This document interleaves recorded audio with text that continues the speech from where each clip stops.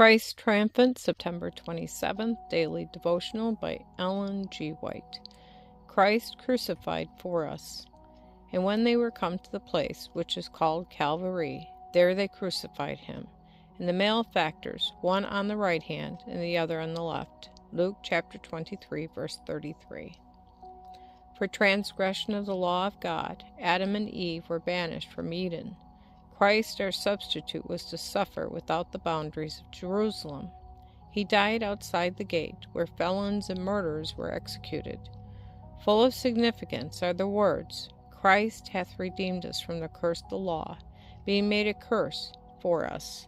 Galatians chapter 3, verse 13. Upon Christ as our substitute and surety was laid the iniquity of us all. He was counted a transgressor, that he might redeem us from the condemnation of the law. The guilt of every descendant of Adam was pressing upon his heart. The wrath of God against sin, the terrible manifestation of his displeasure because of iniquity, filled the soul of his Son with consternation.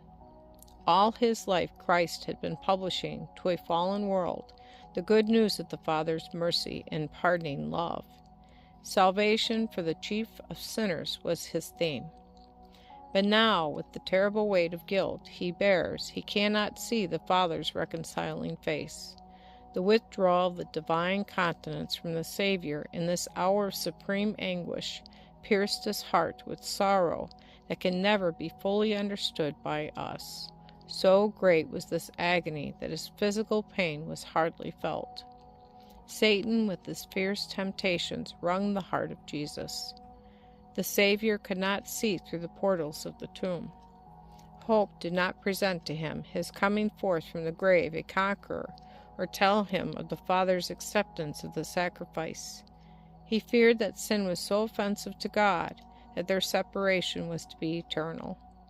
Christ felt the anguish that the sinner will feel when mercy shall no longer plead for the guilty race. It was the sense of sin, bringing the Father's wrath upon him as the sinner's substitute, that made the cup he drank so bitter and broke the heart of the Son of God. Amid the awful darkness, apparently forsaken of God, Christ had drained the last dregs in the cup of human woe. In those dreadful hours he had relied upon the evidence of his Father's acceptance heretofore given him. He was acquainted with the character of his Father. He understood his justice, his mercy, and his great love. By faith he rested in him, whom it had ever been his joy to obey. And as in submission he committed himself to God, the sense of the loss of his Father's favor was withdrawn. By faith Christ was victor.